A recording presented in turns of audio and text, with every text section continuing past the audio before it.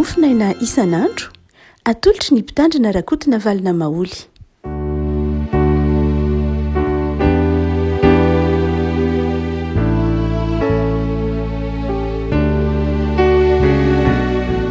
Mifilelera koa no miarabanantsika ity zoma faharaiky amin'ny telopolo ny volana May ity ny mofinaina voalahatra ao antsika dia ny Korinthiana voalohany toko fahatelo. Korinthiana voalohany toko fahatelo andininy fahaenina ambin'ny folo ka hatramin'ny andininy fahafito ambin'ny folo.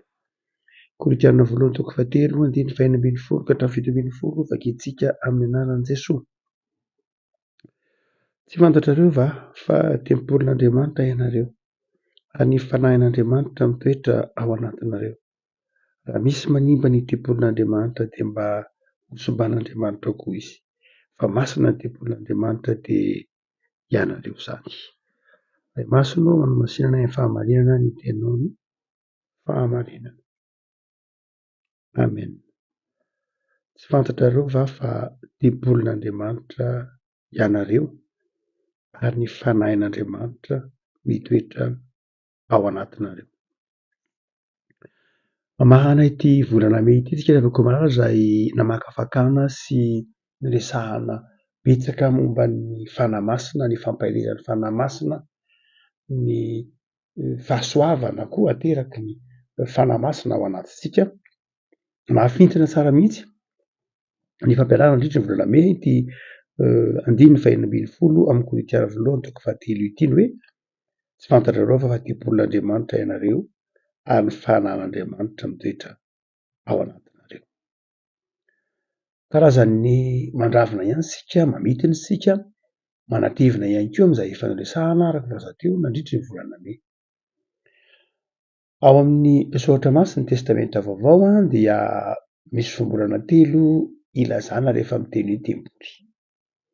Misy ataony hoe temenos, misy ataony hoe hieron ary misy ataony hoe naos.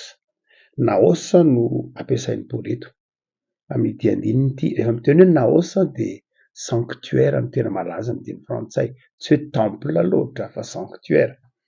Rehefa miteny hoe naos Paoly dia ilay tempoly ao Jerosalema no tiany tsaroany ny kristianina tao Korinto, tsy ilay tempoly tsy ampy be dia be tany Korinto loatra fa ilay tempoly tao Jerosalema. Ary rehefa miteny izy hoe ilay tempoly tao Jerosalema, adikany teny hoe naos dia ilay toerana masina sy ilay toerana masina indrindra. Tempoly tsino tao Jerosalema ngeza be, malalaka be, misy ny vatan-trano, misy ny fefy sy ny tahak'izany. Fa eto dia ilay toerana masina sy toerana masina indrindra no tiany Paoly anoarana ny tenany mibino. Ny tempoly marina fa malalaka be ny heviny rehefa miteny hoe temple, miteny hoe temenos na hieron dia malalaka be ny heviny. Ary amin'izay fotoana izay mety azon'ny fakam-panahy eritreritra mihitsy hoe ilay tempoly dia tsy ilay fonction liturgika ihany hoe toeram-pivavahana, fa rehefa miteny hoe tempoly isika dia misy fonction économique koa, izay toeram-pifanakalozana, toerana ara-barotra, toerana ara-toeka, misy mananjara toerana économique be mihitsy ny tempoly tao amin'ny Jiosy.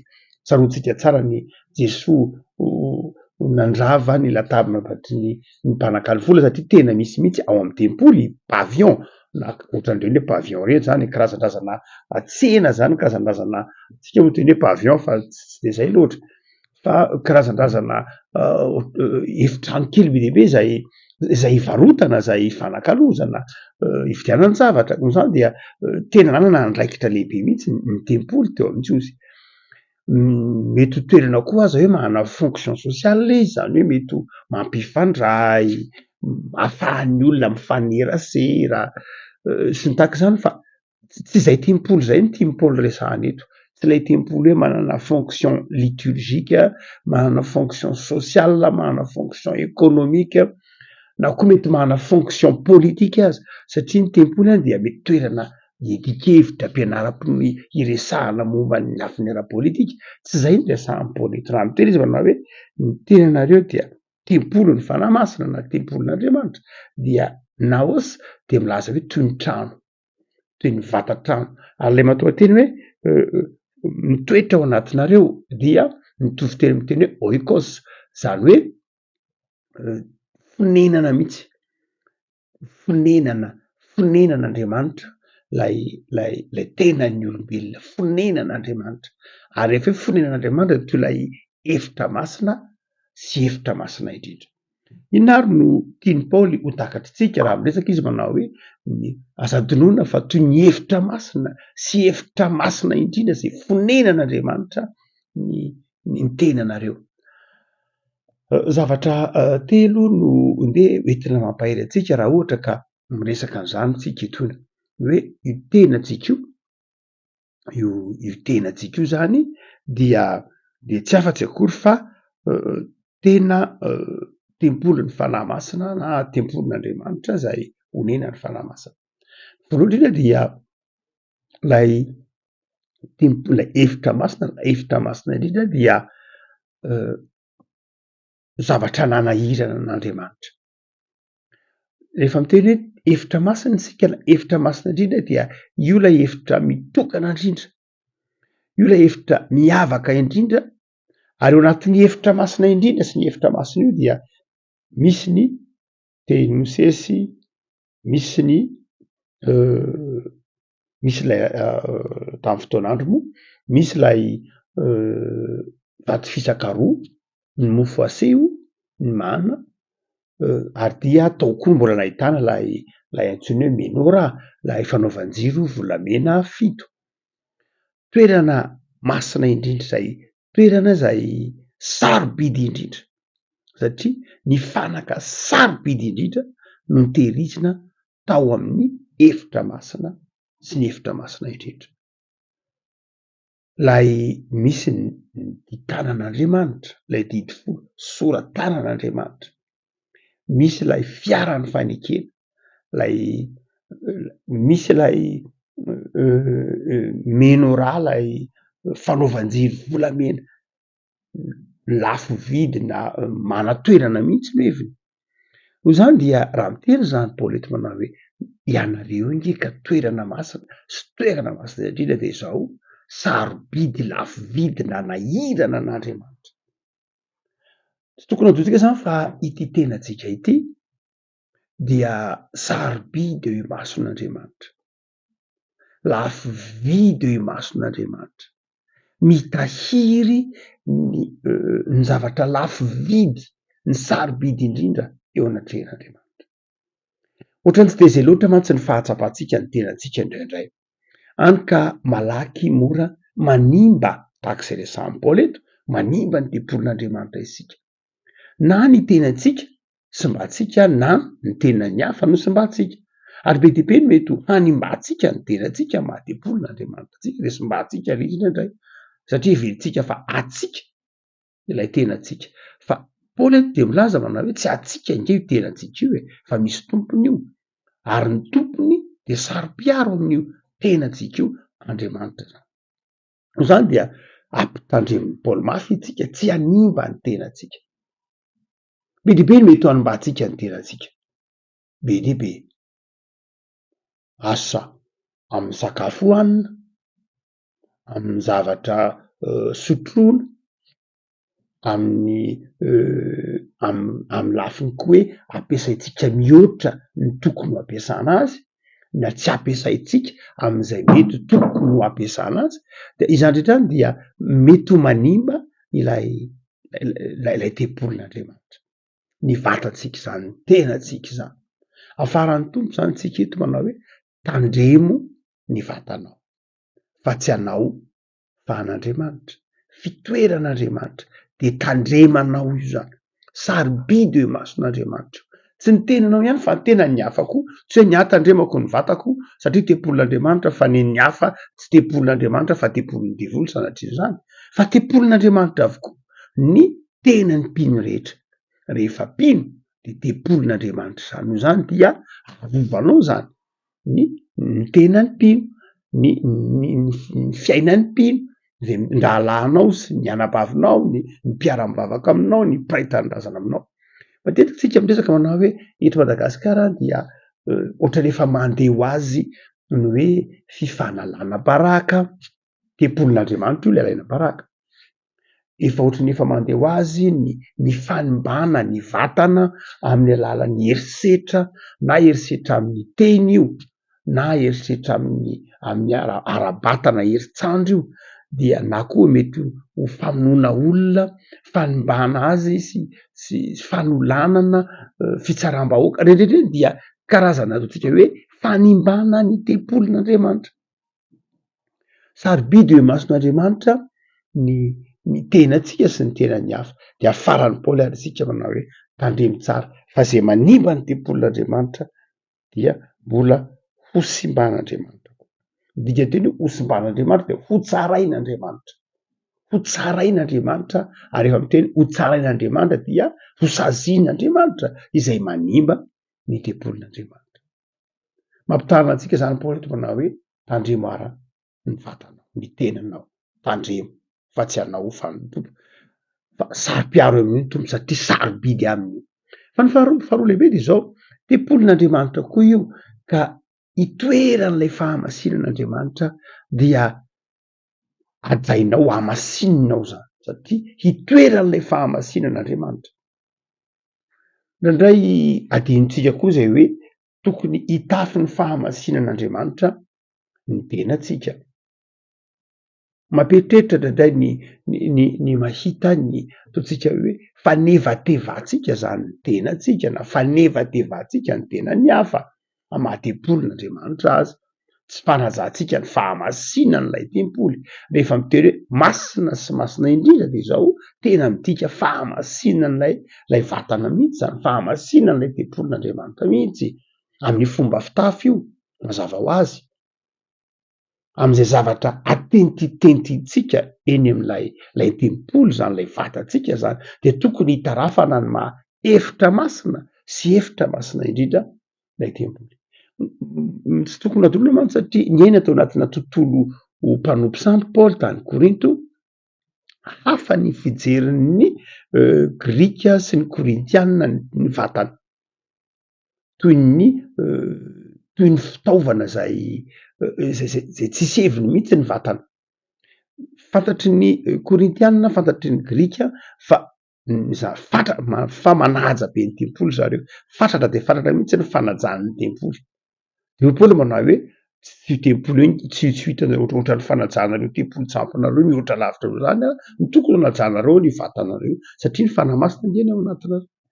Satria indraindray dia tetitetehina ny vatana no ody ratsy, tetitete tsika malagasy koa fahinana anao zany tetehina ny vatana dia ampidirana ody ny vatana antsoina hoe tetika ohatra hoe ny ody totondry, ny ody tandroka reny dia nampiasana tetika rehefa mahita dahalo ianao ka ohatra hoe tratriny ny dalony eny dia jereo tsara fa misy tetika maro isan-karazana eny amin'ny sandriny, eny amin'ny fehany, eny amin'ny tarehiny aza indraindray dia eny amin'ny endriny azy dia tetehina dia misy zavatra asitrika, misy ody asitrika, ody tandroka hotsika keo, ody totondry be dia be misy raha moana hoe ody basy izay ka tetehina mihitsy atao anaty vatana lay ody dia tsy tsika malagasy ihany akory nanao zany fa ny Grika koa dia fiarahamonina tamin'ny andro taloha koa dia nisy nanao an'izany tetitehina indraindray dia fenoina tombokavatsa tafahoatra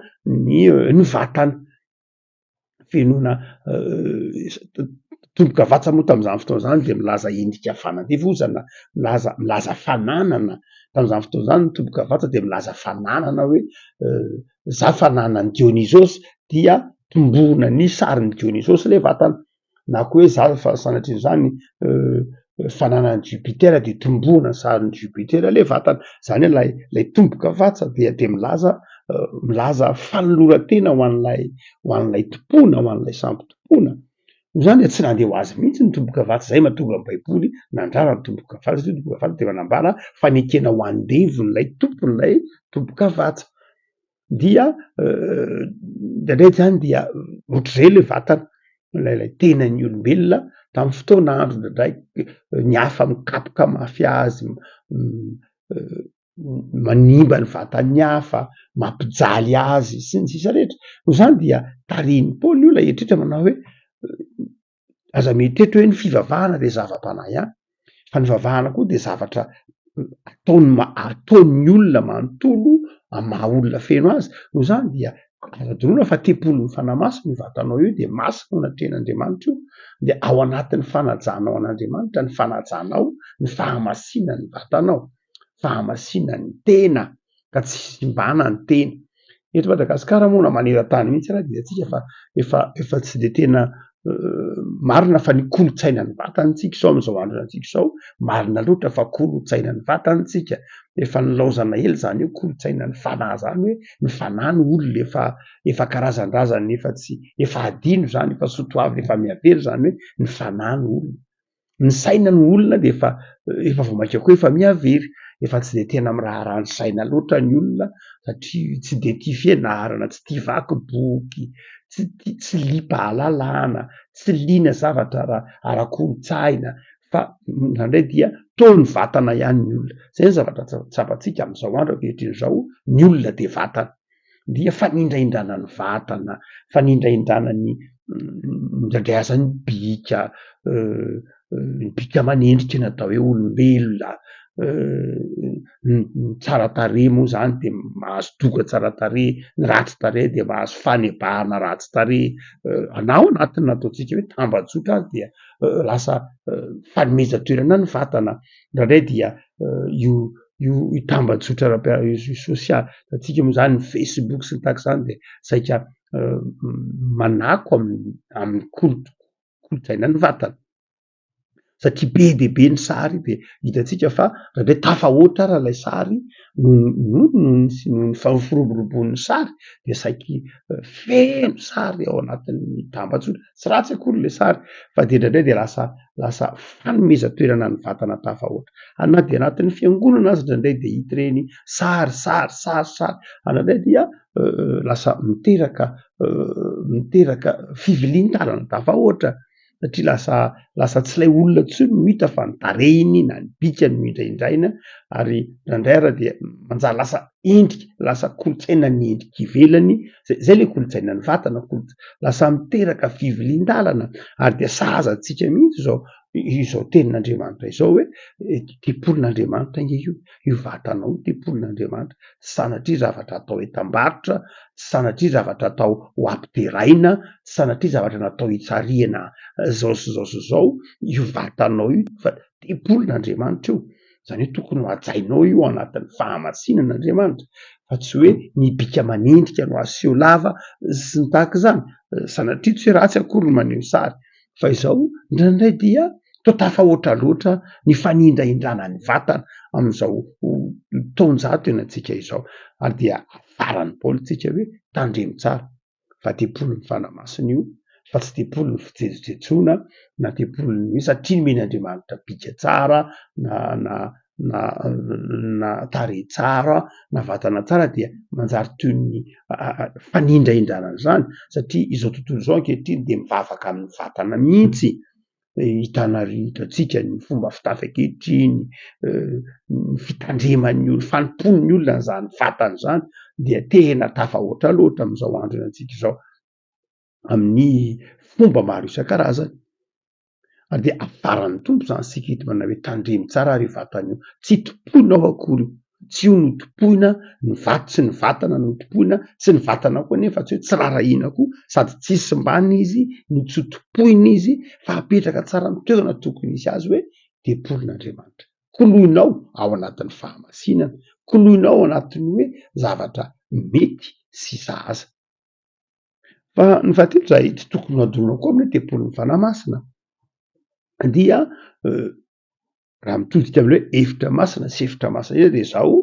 io koa zany dia mitahiry tantara mitahiry fahendrena io tenantsika io zany de zao toy ny rakitra soa izy io satria mirakitra ny tenin'Andriamanitra aza adorona fa ny bokin'ny lalàna dia tao anatin'ny hevitra masina sy hevitra masina indrindra de tahak'izay io tenantsika io zany mitahiry rakitra soa zany izy io mitahiry tantara zany izy io misy fototra zany izy io raha toa ka miditra amin'ny efitra masina indrindra isika dia misy tantara misy zavatra ampitainao hoe Andriamanitra ny teny tamintsika, Andriamanitra niay antsika tany an'efitra, Andriamanitra nitondra antsika namakivaky ny efitra, Andriamanitra nitondra antsika namakivaky ny ranomasina mena. Zay ny dikany ao anatin'ny efitra masina indrindra. Zany hoe ity tenantsika ity io zany dia mirakitra tantara. Inona ilay hoe tantara? Mirakitra ny ao am-pontsika ao dia mirakitra fahatserovana ny mitondran'Andriamanitra antsika. Tsy tokony ho adinoina ity tempolin'Andriamanitra ity tenantsika ity zany ny fandresena mitondran'Andriamanitra antsika. Tsy tokony ho adinointsika zany ao am-pontsika ny fitantanan'Andriamanitra, ny famindram-pon'Andriamanitra. Rakitra soa zany ny ao am-pontsika ao, rakitra ny fontsika zany dia fo madio hitahiry ilay fahatserovana ny fitiavan'Andriamanitra.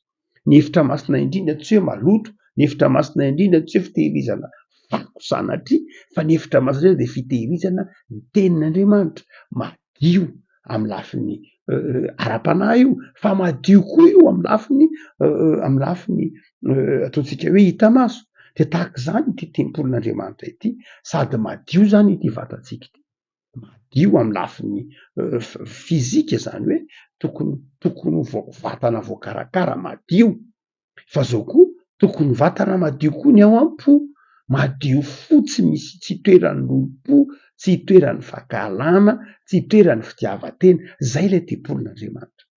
Afaka malala mitandrina ary sika ary ampitandremo ny tenin'Andriamanitra mihitsy eto mba hahatsiaro fa tempolin'Andriamanitra ity tenantsika ity, ka hitakian'Andriamanitra fahadiovam-po, fahadiovam-panahy, eny fahadiovan-tsaina mihitsy ara no ny asan'ny fanan'Andriamanitra. Ny tompony afaka malala hitahirentsika ary hahatsiarovantsika fa nisahirana ange Jesosy nanao tempolo vaovao dia ny vatantsika izany.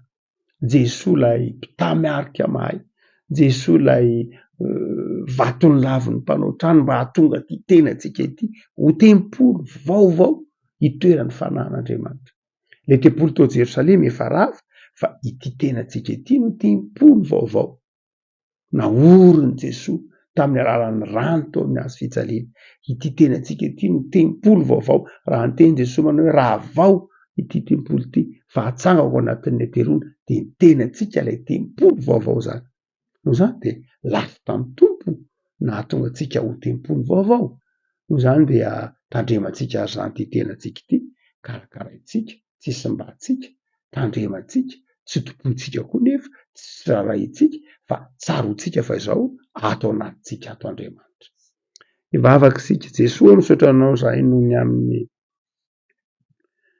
nanomezanao anay ny tenanay, izay tempolinao, tempolin'ny fahamasinanao, tempolin'ny fitiavanao, tempolin'ny fahasoavanao. Ampianaro zay Tompo mba hitandrina ny tempolinao dia ny tenanay zany, tsy anay zao fa anao, dia ataovy varotra anay ny mitandrina n'izany ny sakafo hoaninay, ny asanay, ny fitafianay, ny fihetsika izay sotroinay, izay hoaninay. Dia hainay Tompo ny mikarakara izany, mitandrina ny fahasalamanay. Raha mitsabo dia raha tsy salama dia hotsaboinay izany. Diovinay, karakarainay ny tempolinao satria anao ity vatanay ity. Ato anatinay ianao ary dia tandrovanay koa ny fahamasinany ny vatanay, tandrovanay koa ny fahadiovany amin'ny lafiny rehetra. Dia ampianaro zay Tompo mba hianaja koa ny tempolinao, dia ny namanay zany, ny mpiara-belona aminay zany, mba tsy hanivaiva azy ireny, mba tsy handratra azy ireny, tsy hanimba azy ireny, tsy hanao herisetra mihitsy ireny na mitenina amin'ny asa. Mivavak'izay Tompo ho an'ny tanora malagasy, mivavak'izay ho an'ny malagasy rehetra, indrindra ny mpino mba hitandrina ny tempolinao dia ny tena sy ny vatany izany. Satria ao anatin'ny vatanay ianao, ao anatinay ianao ary mibitsika amanay mandrakariva amin'ny fanahinao masina. Jereo Tompo ny tanindrazanay. Misaotra noho ny fahavitan'ny fifidianana, hitanao ny toe-javatra maro samihafa ny hiainana ary mbola hiainana eto anivon'ny firenena, dia manam-pirenay ianao. Ary amin'ireo foza mba hilamina tsaka sy andava ny tanindrazanay, ahafahanay manompo anao izay rehetra tsy nambolenao kosa Tompo, ny faharatsiana rehetra, ny fitiavan-tena, ny tsy fahamarinana, dia esoreny Jesoa fa omeo anay ny fiombonana sy ny fifankatiavana ahafahanay mandroso amin'ny asa tsara rehetra. De taio Jesoa ny asanay ary misaotra ny amin'izao herinandro madiva hifarana izao, misaotra noho ny fitiavanao nahafahanay nanompo anao tamin'ny fifaliana tamin'ity herinandro izay madiva ilay ity. Ao anao Jesoa no mitrahana fiainana. Amen.